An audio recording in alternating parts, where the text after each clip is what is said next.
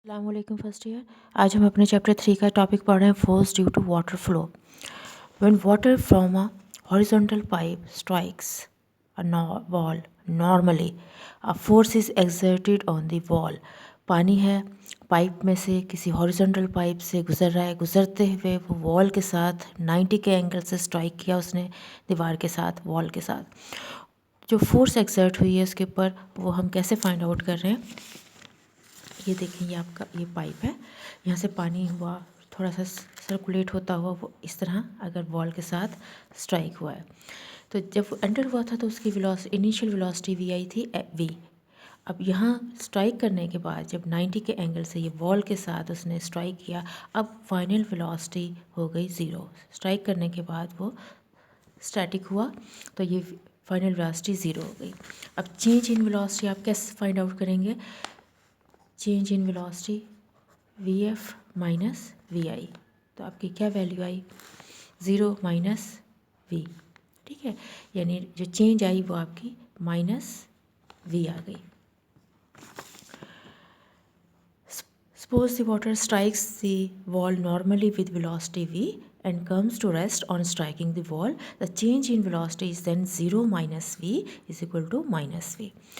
अब second law अगर हम देखें तो फोर्स क्या किसके इक्वल होती है, इक्वल्स द मोमेंटम चेंज पर सेकेंड ऑफ वाटर। ये आपका F चेंज इन मोमेंटम पर यूनिट टाइम। ठीक है, चेंज इन मोमेंटम क्या अब ये देख भी चुके हैं, लेकिन हम दोबारा लिखते हैं, फाइनल में से इनिशियल मोमेंटम हमारा क्या निकला था, अभी हमने फाइंड आउट किया था। वैसे आपको मालूम है P equal to M V होता है। ठीक है, और नीचे हमारे पास आ रहा है T।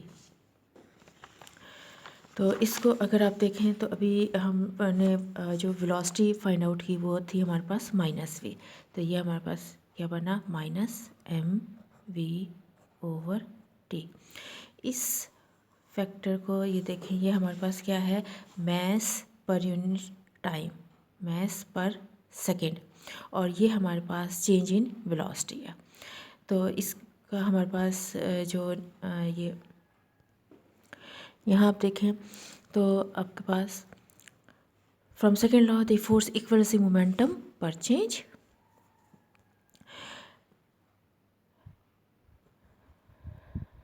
Momentum change per second of water. If mass m of the water strikes the wall in time t, then force f on the water is this। ये अभी हमने फाइंड आउट की। इसमें आपके पास m mass of the water था, v velocity of the water, और t हमारे पास उस वो टाइम जिसमें हमने इस सारे चेंज को ऑब्जर्व किया और मेजर किया। तो ये हमारे पास आता है माइनस ऑफ मैस पर सेकेंड और साथ चेंज इन वेलोसिटी। अब अगर हम न्यूटन्स थर्ड लॉ इस पर अप्लाई करें तो हमारे पास क्या क्या होता है कि जितनी फोर्स वाटर ने वॉल पर लगाई होगी, वाटर ने वॉल के ऊपर जितनी फोर्स लगाई उतनी ही फोर्स वॉल ने वाटर पर लगाई है। दोनों इक्वल होंगे बट अपोजिट इन डायरेक्शन होंगे। तो जो मैग्नीट्यूड आपका इस फोर्स का था, सेम वही रिएक्शन फोर्स है। ठीक है, reaction force should be equal to action force. This was the action force. तो इसकी हमारे पास मैग्नीट्यूड क्या आया था, minus M over T into we.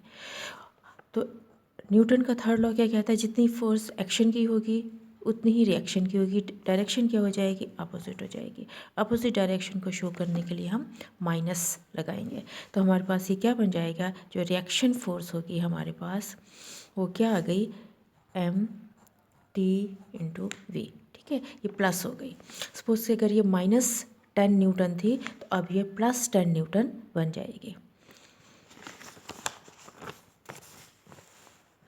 From third law of motion, the reaction force exerted by the water on the wall is equal but in opposite। ये value लगाई और आप देख सकते हैं कि अब ये नेगेटिव जो था वो पॉजिटिव हो गया, क्योंकि 2 दफ़ा नेगेटिव आया, नेगेटिव नेगेटिव पॉजिटिव हो गया। Thus force can be calculated from the product of mass of striking of the mass of water striking normally per second। ठीक है, m over t ये हमारे पास ये हमें देता है कि कितनी अमाउंट पर सेकेंड या पर यूनिट टाइम वाटर की फ्लो कर रही है।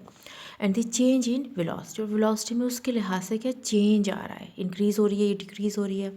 Suppose the water flows out from a pipe of 3 kg per second and its velocity changes from 5 meter per second to 0 on striking the ball, then f क्या होगा, वही value substitute करके देखें। ये देखें हमारे पास अभी जो था जो उन्होंने मैथ्स दिया है वो है 3 kg पर सेकेंड, ठीक है। और फाइनल वेलोसिटी हमारे पास वी एफ या वी किसकी आ गई, 5 मीटर पर सेकेंड।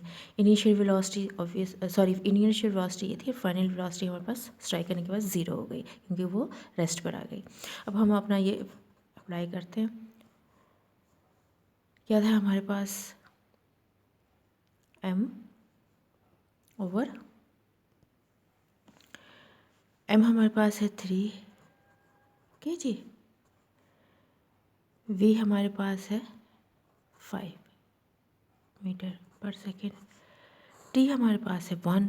तो हम सिंपल जब 3 को 5 से मल्टीप्लाई करेंगे तो हमारा आंसर आएगा 15 न्यूटन्स या kg मीटर,